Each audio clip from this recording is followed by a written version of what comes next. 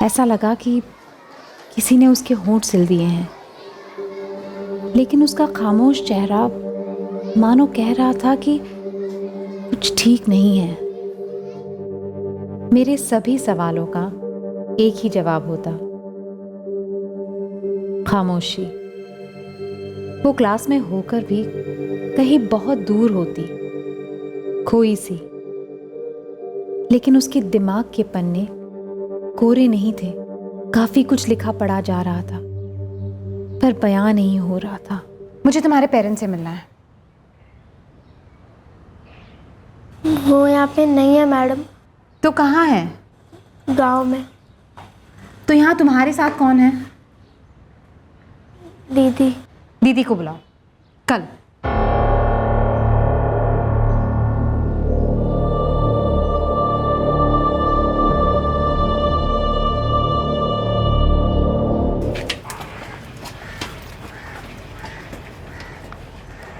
नेहा ने अपनी टीचर मेघा से झूठ बोला था। उसके माँ बाप गांव नहीं गए थे। अरे अजीत, संजय, रोज रोज बोलना पड़ेगा मुझे? एक दिन अपने आप तैयार होके स्कूल नहीं जा सकते तुम लोग? अरे पढ़ोगे नहीं ना तो हम जैसा बनोगे।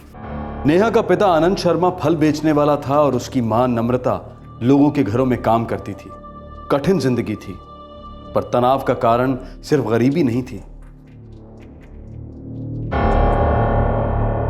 13 वर्षीय नेहा के साथ कुछ हो रहा था, कुछ ऐसा जिसने उसके दिलो दिमाग को परेशानी की गिरफ्त में धकेल दिया था।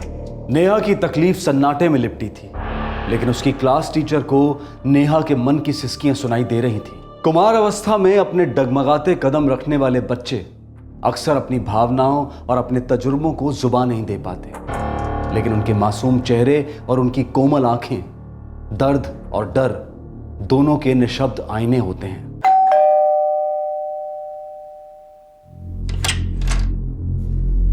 अरे नेहा, आजा आजा अंदर आ। मैं तेरे स्कूल आऊं? क्यों, क्या गड़बड़ की है तूने? मैंने कुछ भी नहीं किया है काजल दीदी। तो फिर तेरी टीचर क्यों मिलना चाहती है मुझसे? बोलना क्या हुआ स्कूल में? अरे अब इतना भी क्या पुलिस वालों की तरह सवाल कर रही है काजल?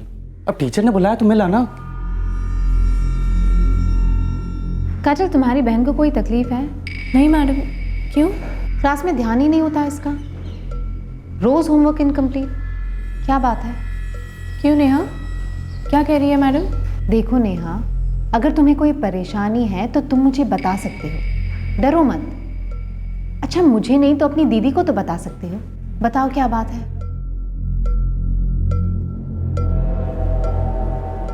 घर पर भी ऐसी ही रहती है, खोई सी, गुमसुम सी? मैडम वो दरअसल नेहा माँ बाबा के साथ रहती है। शादी के बाद मैं अपने घर पे रहती हूँ। हाँ, लेकिन जब से तुम्हारे माँ बाप गाँव गए हैं तुम ही देखभाल करती होगी ना।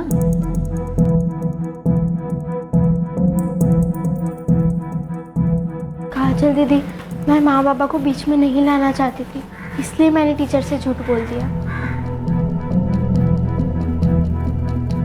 लेकिन क्यों सर? विक्रम ने क्या किया है?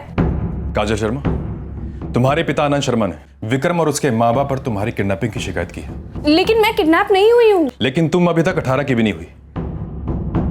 आनंद शर्मा, तुम्हारी काजल इस विक्रम जायसवाल के घर मिली है। बड़ा चालाक है ये विक्रम, पहला फुसला के भगा ले गया बच्ची को। नहीं सर, ये सच नहीं है सर। काजल खुद अपनी मर्जी से मेरे साथ आई है। काजल सच बताना सर को क्या है? हाँ सर, विक्रम बिल्कुल सही कह रहा है। मेरे साथ किसी ने कोई जबरदस्ती नहीं की सर, मैं खुद गई हूँ उसके साथ। हम दोनों शादी करने वाले हैं। काजल, शादी तुम तब तक नहीं कर सकती जब तक तुम 18 साल की नहीं हो जाती। तुम नाबालिग हो। और विक्रम जायसवाल, चार्ज तो बनता है तुम्हारे खिलाफ जबरदस्ती ले जाने का। मैं और काजल तो एक दूसरे से प्यार करते हैं सर। बकवास कर रहा है ये। प्यार व्यार के नाम पे पता नहीं क्या कांड किया है हमारी इज्जत के साथ। सबके सामने तू अपने माँ बाप का नाम उछाल रही है, इसका साथ दे रही है तू? जो सही है मैं उसी का साथ दे रही हूँ, और मुझे आप लोग के साथ नहीं रहना है। मेरी भी अपनी कोई मर्जी है। सुनो काजल, कानून ये कहता है कि तुम विक्रम जायसवाल के साथ नहीं रह सकते। लड़की को मेडिकल के लिए ले जाओ, और नाइक, इस विक्रम जायसवाल को हिरासत में लो। नहीं सर। काजल, क्या हुआ? नेहा कुछ बोल ही नहीं रही है, पता नहीं क्या हुआ है उसके साथ।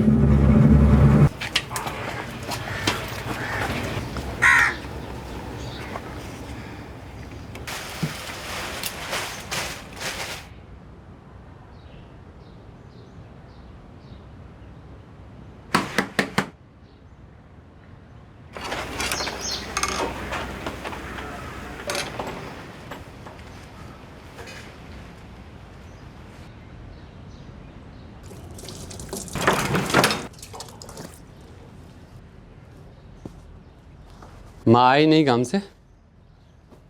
नहीं बाबा। संजय और अजीत भी नहीं आए स्कूल से? नहीं।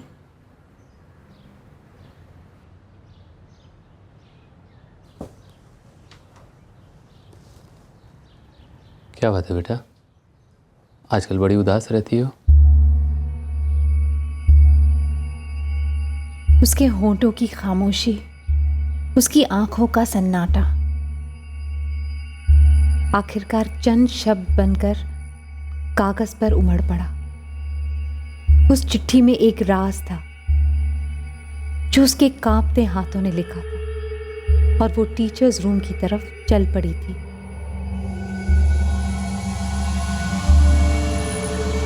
पता नहीं कितनी देर से वो वहां खड़ी थी, ये सोचती हुई कि चिट्ठी दूं या नहीं। आखिरकार उसने हिम्मत जुटा ही ली, चिट्ठी मुझ तक पहुंचा दी। मेरे पूछने पर फिर खामोश रही और पलटकर चली गई।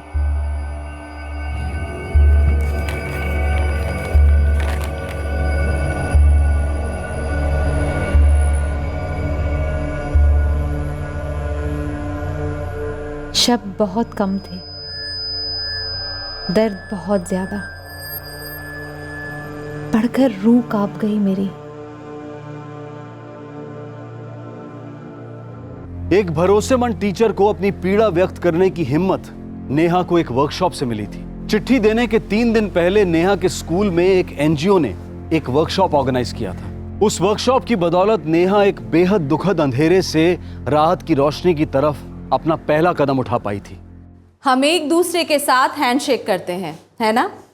जब हम खुश होते हैं तो एक दूसरे को गले लगाते हैं, ऐसे। जब हम झगड़ते हैं तो एक दूसरे को धक्का देते हैं, उन्हें खींचते हैं, एक दूसरे पर लपकते हैं, राइट? बच्चों, टच करना, स्पर्श करना, छूना अपनी भावनाओं को बताने का तरीका है। जब हमें माँ गले लगाती है, चूमती है या पिताजी सर पर हाथ फेरते हैं, पीठ थपथपाते हैं तो हमें अच्छा लगता है। हम पहचान जाते हैं कि ये सही स्पर्श है। पर कुछ स्पर्श ऐसे होते हैं जिनके होते ही हमें अच्छा नहीं लगता। स्पर्श 2 तरीके के होते हैं, सही स्पर्श और गलत स्पर्श। ये मेरी स्टूडेंट है, हम सहेलियां भी हैं, लेकिन हम एक दूसरे के शरीर की इज्जत करते हैं। शरीर के कुछ ऐसे हिस्से हैं जिन्हें हम नहीं छूते। वो हमारे शरीर के प्राइवेट अंग हैं जिन्हें कोई भी कहीं भी नहीं छू सकता। चाहे वो आपका रिश्तेदार हो, चाहे वो आपका दोस्त हो, चाहे वो अजनबी हो, कोई भी हो।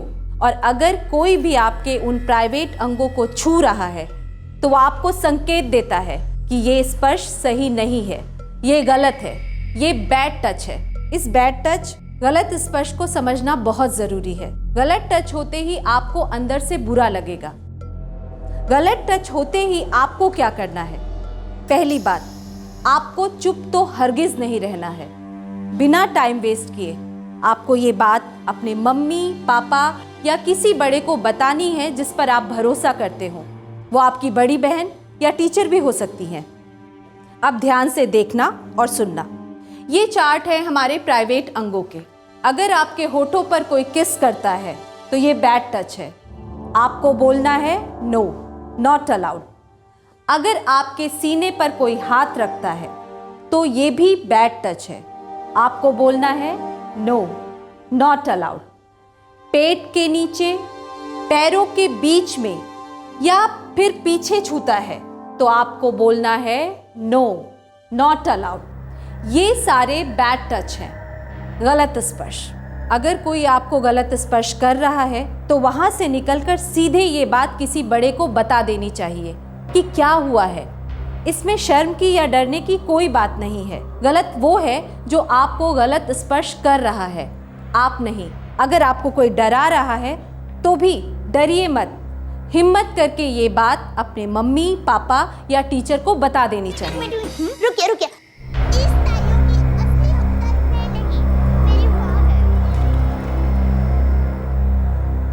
अगर कोई भी आदमी किसी के भी साथ अपनी ताकत लगाकर ज़बरदस्ती या प्यार से गेम के नाम पर इस तरह से छूता है या गंदी हरकतें करता है तो ये गलत है, ये जुर्म है।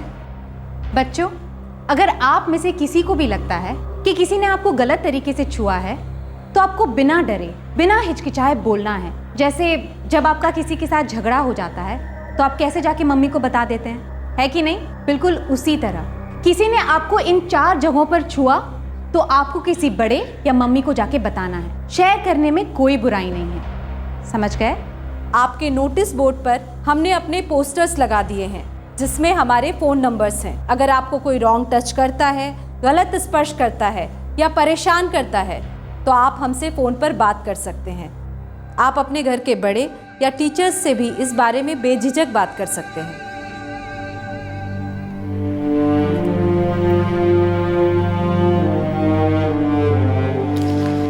नेहा मैडम, मेरे बाबा रोज़ मुझे गलत तरीके से छूते हैं, गंदी हरकत करते हैं। मैंने माँ को कई बार बोला है और हर बार वो मुझे चुप रहने के लिए कहती है।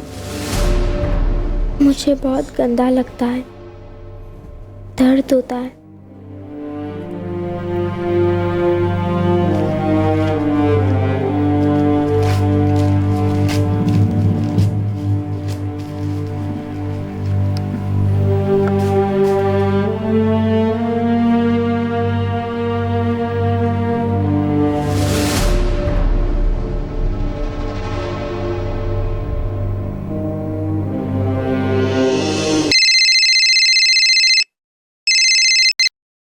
हेलो हेलो गीता जी, मेरी क्लास की एक बच्ची को प्रॉब्लम है।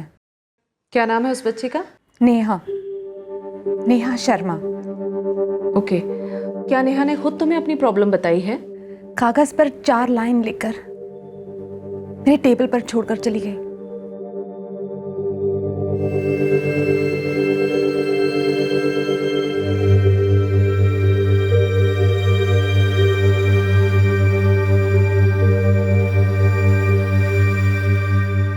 आज स्कूल के बाद क्या तुम उसे अपने पास रोक सकती हो? मैं आकर उससे बात करना चाहूंगी। मैं आपका वेट करूंगी।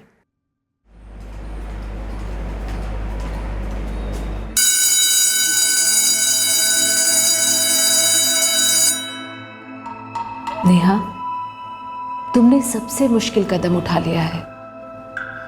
बहुत बहादुर हो तुम और हम सब तुम्हारी मदद करेंगे, इसलिए बिना कुछ छुपाए सब कुछ बता दो हमें।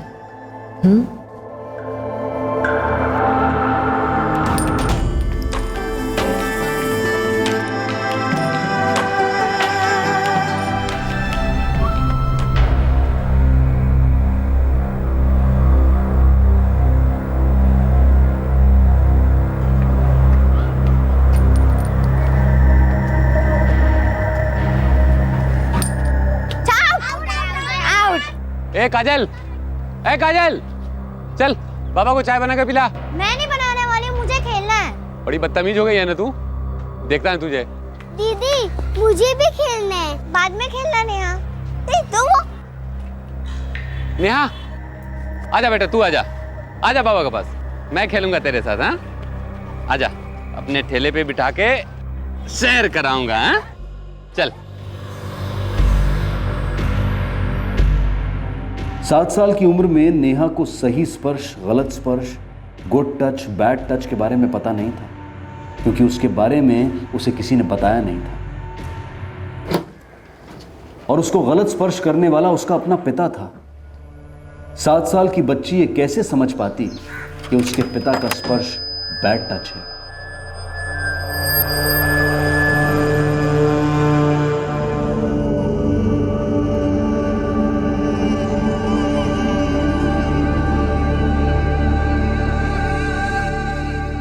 सात साल की थी तुम और ये तुम्हारे साथ रोज होता था। नेहा ने अपने माँ को भी बताया था, है ना नेहा?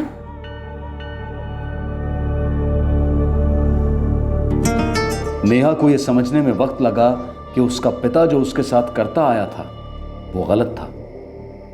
मेरे अलावा किसी को बोला तूने? नहीं माँ। तो बोलना भी नहीं, चुप रहे। लेकिन माँ मैं नहीं बोला है ना, और मुझे भी कुछ मत बताना, कुछ भी नहीं।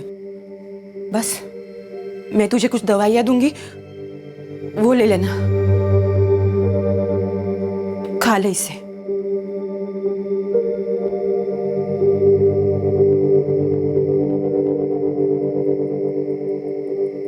नेहा को अजीब लगा था कि टीवी पर दिखाए गए रेप सीन को उसकी मां ने गंदा कहकर चैनल बदलवा दिया था, पर वो अपने ही घर में अपनी ही बेटी के साथ हो रहे उसी जुर्म से मुंह फेर रही थी।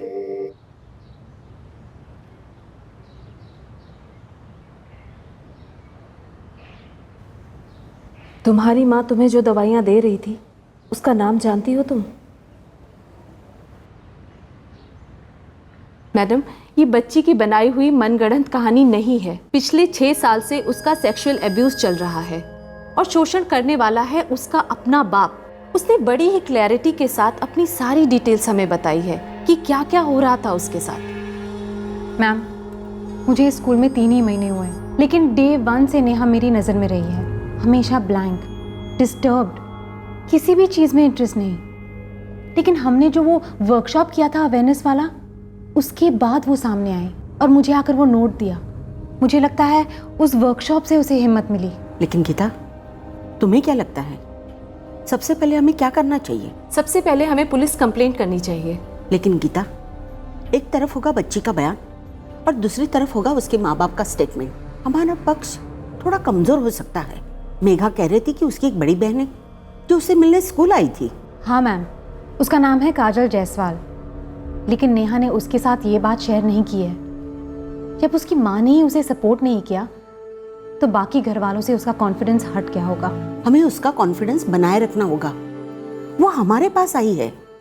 सबसे पहले हम पुलिस स्टेशन जाके कंप्लेंट लॉन्च करते हैं।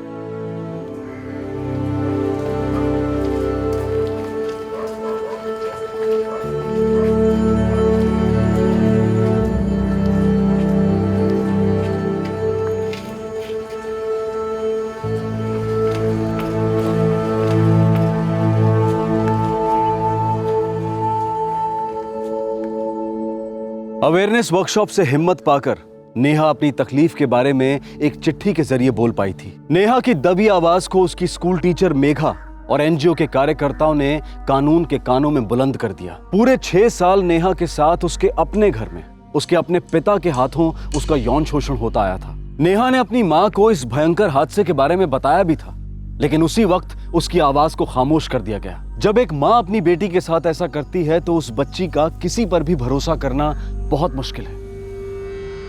गीता जी, मुझे पता है मामला नाजुक है, लेकिन फिर भी हमें बच्ची से तो बात करनी ही पड़ेगी। सिर्फ बात नहीं इंस्पेक्टर, आपको एफआईआर दर्ज करनी होगी। देखिए, अगर जुर्म हुआ है तो एफआईआर तो होगा ही होगा। हमारी लेडी कांस्टेबल बच्ची से बात करेगी। उसे और हौसला देने के लिए आप दोनों वहां मौजूद रह सकती हैं। उसके बाद एफआईआर दर्ज होगी। अक्यूज को गिरफ्तार करने के लिए पीड़ित का स्टेटमेंट होना हमारे लिए बहुत जरूरी है। गीता जी, हम भी बच्ची का भला ही चाहते हैं।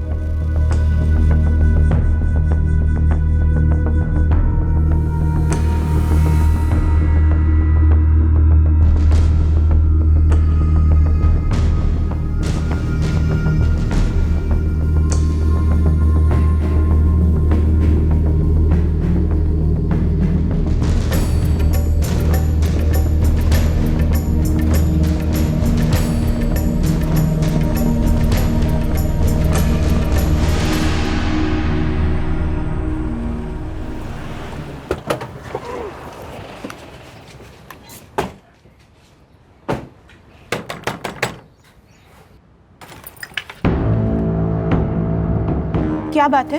तुम्हारे पति आनंद शर्मा कहाँ है? वो बाजार गए हैं। कौन से बाजार?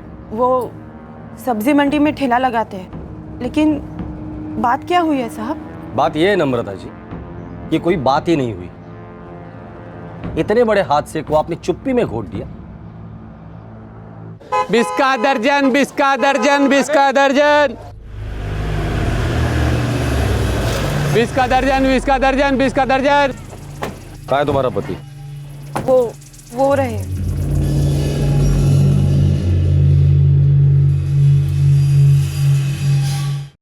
ये क्या बात कर रहे हो साहब? नेहा हमारी बेटी है, सगी बेटी, खून है हमारा। आप लोग कुछ भी बोले जा रहे हो। अरे मैं गरीब हुआ तो क्या, कुछ भी बोलोगे आप लोग? आनंद शर्मा, नेहा ने हमें सब कुछ बता दिया है कि पिछले 6 साल से तुम उसके साथ क्या क्या कर रहे थे। नम्रता जी, नेहा ने हमें यह भी बताया कि उसने आपसे यह सब कुछ कहा था और आपने उसे चुप रहने के लिए कहा था। अरे नेहा की माँ, ये हो क्या इन लोगों को? दिमाग खराब कर दिया हमारी बच्ची का।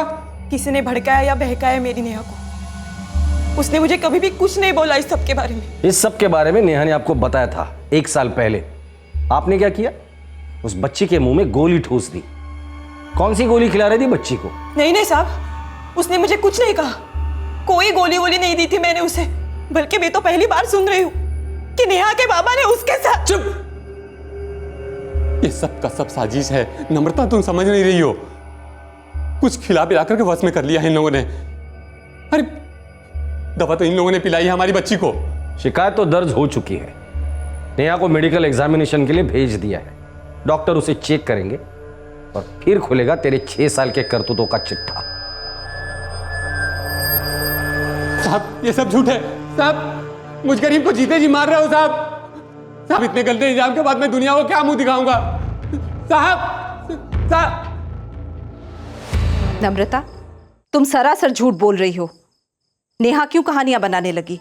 उस बेचारी पर तो वैसे ही कितना भयानक अत्याचार हो रहा था और उसने तुम्हें बताया भी था, पर तुमने कुछ नहीं किया। कैसी औरत हो तुम, कैसी माँ हो तुम? मैम साहब, उसने मुझे 1 साल पहले कुछ नहीं बोला, बस 3 दिन पहले बोला है। इससे पहले कि मैं कुछ कर पाती वो आपके पास आ चुकी थी। सच कह रही हूं मैं। सोचिए मुझ पर क्या बीत रही होगी। कुछ नहीं बीत रही है तुम पर, बस तुम डर गई हो कि आगे क्या करोगी। नम्रता देखो, अब तो बता दो कि कौन सी दवा दे रही थी तुम नेहा को?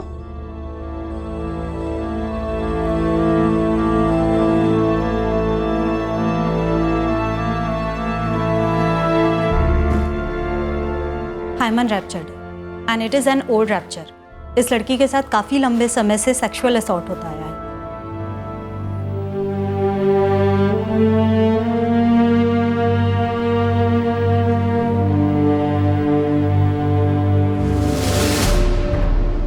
मैं अभी पहुंच रही हूँ। क्या हुआ काजल? विक्रम, मुझे पुलिस स्टेशन जाना है। पर हुआ क्या है?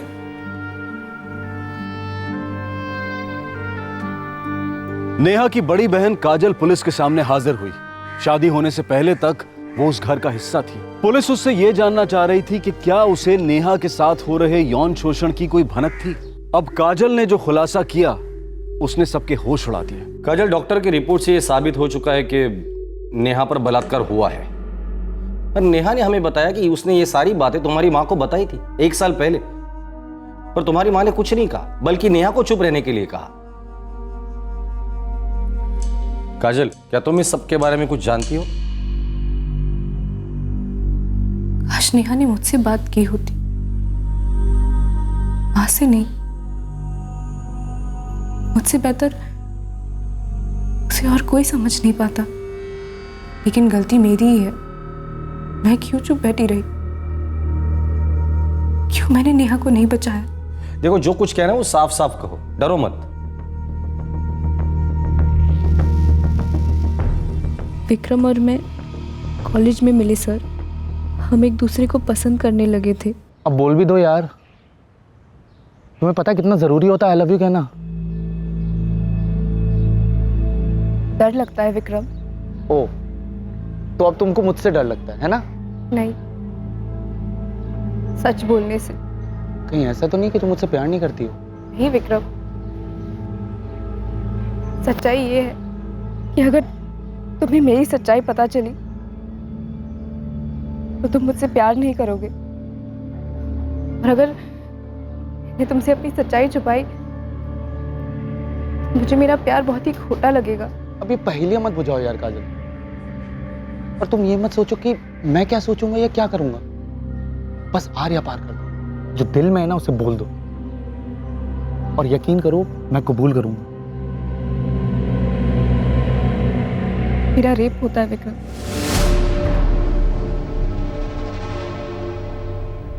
क्या कह रही हो काजल तुम? हाँ, बहुत साल पहले पहली बार हुआ था। उसके बाद बार बार लगातार होता है। पर कौन? नहीं सुन सकोगे तुम। अरे कौन काजल, कौन? मेरे बाबा।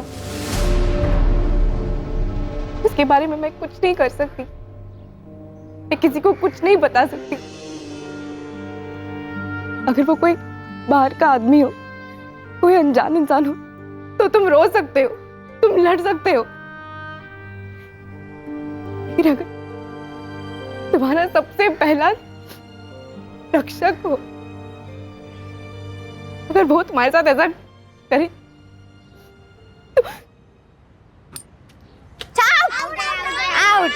ए काजल, ए काजल, चल बाबा को चाय बना के पिला। मैं नहीं बनाने वाली, मुझे खेलना है। नेहा, आजा बेटा, तू आजा, आजा बाबा के पास, मैं खेलूंगा तेरे साथ। हाँ,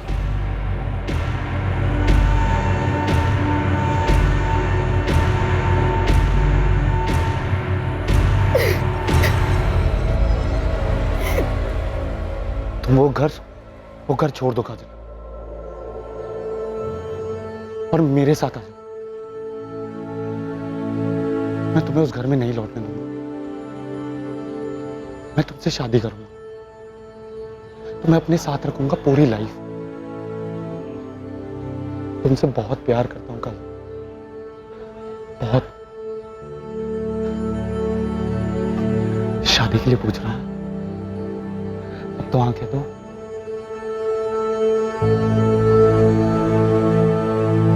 मैं विक्रम के साथ भाग गई, लेकिन फिर बाबा ने उसके खिलाफ किडनैपिंग का कंप्लेन दर्ज कर दिया, विक्रम को अरेस्ट करा दिया। पर सर ऐसा मत कीजिए। सर विक्रम ने मुझे किडनैप नहीं किया है सर, ये गलत है सर, उसने कुछ भी गलत नहीं किया है। अगर किसी ने कुछ गलत किया तो वो मेरे बाबा हैं। मुंह तोड़ दूंगी मैं तेरा काजल, तुझे पता भी है तू क्या बक रही है? देखो देखो कितनी गंदी बात कर रही है हमारी बेटी। ऐसा दिमाग करके छोड़ दिया है उसने, पता नहीं किस गटर का पानी डाल दिया है इसके दिमाग में। माँ, अगर किसी को जेल होनी चाहिए तो ये आदमी है। सर, ये मामला मुझसे ताल्लुक रखता है। क्या मेरी बात कोई नहीं सुनेगा? क्या मेरा कोई हक नहीं है? बोलो, क्या बोलना है? विक्रम मेरे होने वाले पति हैं, वो मुझसे बहुत प्यार करते हैं, मेरा ख्याल रखते हैं। लेकिन सर, ये आदमी, ये राक्षस है, राक्षस। अगर आपको अरेस्ट करना है सर, तो इसको अरेस्ट कीजिए, आप इसे जेल में रख दीजिए हमेशा हमेशा के लिए। मैं सच कह रही हूँ सर। साहब, ये पागल हो गई है। पागल हो गई तू? चुप।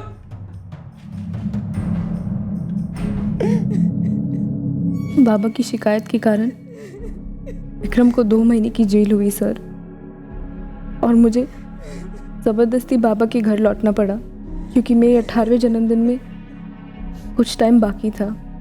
रो मत काजल, और डर भी मत। तू एक काम कर, तू वापस चली जा, और जितना हो सके उस आदमी से दूर रह। तुम्हारे 18 साल के होते ही हम शादी कर लेंगे, प्रॉमिस। और उसके बाद ये सब हमेशा के लिए खत्म हो जाएगा। मैं पुलिस वाले को बार बार कह रही थी कि मेरे बाबा गंदे हैं, गलत आदमी है। काजल, क्या तुमने उस पुलिस वाले को यह बताया था कि तुम्हारे बाबा तुम्हारे साथ बलात्कार कर रहे हैं? नहीं सर, कोशिश करने से पहले ही चुप हो गई। तो डर, ऊपर से शर्म, और हर बात पे एक ही बात दोहराई जाती थी कि मैं नाबालिग हूं, मुझे अपनी माँ बाप की बात सुननी चाहिए। कैसे माँ बाप सर? इस इंसान को कोई बाप कैसे बोल सकता है जो अपनी बेटियों का रेप करता है? लेकिन आज मुझे बहुत बुरा लग रहा है। उस दिन अगर मैंने पुलिस स्टेशन में पूरी दुनिया के सामने चीख चीख के बोल दिया होता कि ये आदमी आनंद शर्मा मेरा रेपिस्ट है, तो आज मेरी बहन यहाँ को इतने साल इस जानवर को झेलना नहीं पड़ता। शर्म आ रही है मुझे खुद। मैं इतनी कमजोर बहन निकली। शर्म आ रही है कि मेरी माँ मुझसे भी कमजोर निकली।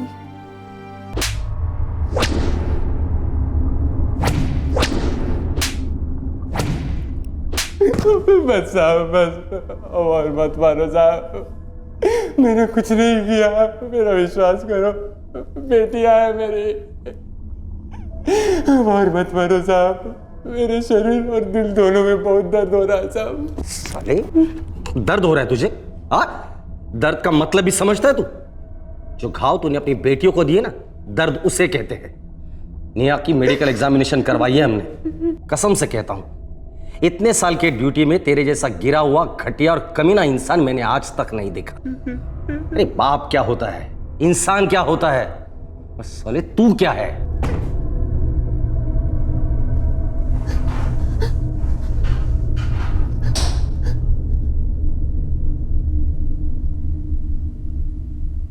नेहा, तुम हमारे साथ रह सकती हो। यहाँ रहना पसंद करोगी? यहाँ तुम्हारे नए दोस्त बनेंगे, स्कूल भी यहीं से आया जाया करोगी, और तुम्हारी बहन काजल वो भी यहाँ आकर तुमसे बराबर मिलती रहेगी।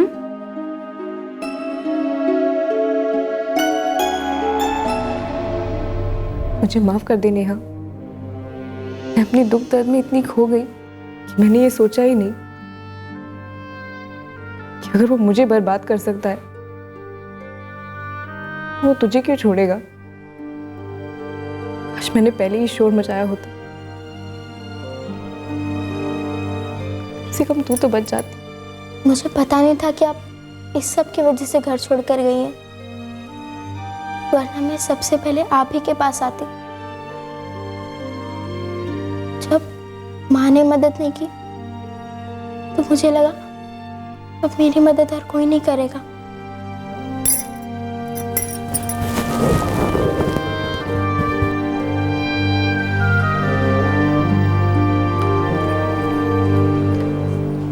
चूंकि नम्रता पर 2 छोटे बच्चों की जिम्मेदारी है, इसलिए उस पर चुप रहकर एक जुर्म को छिपाने के चार्जेस नहीं लगाए गए। नेहा धीरे धीरे वापस नॉर्मल होने की तरफ बढ़ने की पूरी कोशिश कर रही है। एनजीओ की तरफ से, स्कूल की तरफ से और उसकी बहन काजल की तरफ से उसे काफी प्रोत्साहन मिलता है।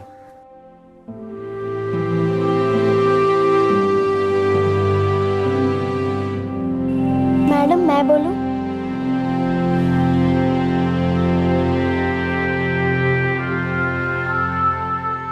नेहा की मां नम्रता ने पुलिस को बताया कि वो नेहा को ऐसी दवाई देती थी जिससे कि उसके पीरियड्स नॉर्मल आते रहे। नम्रता इस बात पर अड़ी रही कि नेहा ने उसे 1 साल पहले अपने बलात्कार के बारे में नहीं बताया था। दूसरी ओर नेहा ये बात दावे के साथ कहती रही कि उसने अपनी मां को बताया था, लेकिन वो चुप रही और नेहा को भी चुप करा दिया। आनंद ने भी कन्फेस नहीं किया कि वो नेहा या काजल का रेप करता था। नेहा के पिता आनंद शर्मा पर आईपीसी की धारा 376 के तहत बलात्कार के चार्जेस लगाए गए हैं और साथ ही उसे पॉक्सो एक्ट यानी कि protection of children from sexual offences act के तहत भी गिरफ्तार किया गया है। फिलहाल वो जुडिशियल कस्टडी में है। ये केस नेहा और काजल के स्टेटमेंट और मेडिकल रिपोर्ट्स के बेसिस पर ट्रायल पर आएगा। सही स्पर्श, गलत स्पर्श, गुड टच, बैड टच, देश के हर बच्चे को इन 2 किस्म के स्पर्शों के बीच का अंतर सिखाना हम सबका दायित्व है। सिर्फ 3 बंदरों की तरह बुरा ना देखना, ना बोलना, ना सुनना काफी नहीं है, बल्कि आज के जमाने में हानिकारक भी है। जब तक बच्चों के साथ बुरा होता देखकर, उनके निशब्द दर्द को सुनकर हम चिल्लाएंगे नहीं, उन मासूमों को चिल्लाने की आवाज नहीं देंगे, तब तक बच्चों का यौन शोषण तो कम होने से रहा। देश भर में कई संस्थाएं सेक्सुअल अवेयरनेस वर्कशॉप चला रही हैं। बच्चों को यौन भक्षकों से आगाह करना और अपने आप को सुरक्षित रखने की ट्रेनिंग उतनी ही महत्वपूर्ण है, उतनी ही इंपॉर्टेंट है जितनी की पढ़ाई लिखाई। कुछ लोग सवाल करते हैं कि 6, 8, 10 साल की उम्र में जिस्मानी रिश्तों और स्पर्श के बारे में बातचीत करना क्या उचित है? अगर चाइल्ड सेक्सुअल अब्यूज के आंकड़े देखे जाएं तो ये बिल्कुल ही उचित है। देश के हाई कोर्ट्स में, मेडिकल कम्युनिटी में, टीचिंग कम्युनिटी में, हर जगह इस तरह के अवेयरनेस वर्कशॉप्स की सराहना हो रही है और क्राइम पेट्रोल भी इन सभी संस्थाओं को सैल्यूट करता है। हम सैल्यूट करते हैं नेहा की स्कूल टीचर को, जिसने गुरु होने का अपना सच्चा धर्म निभाया। अपनी स्टूडेंट को वो मजबूत सहारा दिया, वो विश्वास भरा माहौल दिया, जिसकी वजह से नेहा दर्द के निशब्द अंधकार से निकलकर अपनी दर्द भरी खाई को समाज की रोशनी में ला सकें। आपसे फिर मुलाकात होगी क्राइम पेट्रोल सतर्क में एक और नए केस के साथ। तब तक अपना ख्याल रखें, सुरक्षित रहें, स्वस्थ रहें और याद रखें, किसी और से अपनी तुलना ना करें, बल्कि अपने अंदर के गुण को तराशें। सही वक्त, सही कदम, सतर्क रहें। जय हिंद। इस तरह के और भी एपिसोड देखने के लिए हमारे चैनल को सब्सक्राइब करें और बेल आइकन दबाना ना भूलें।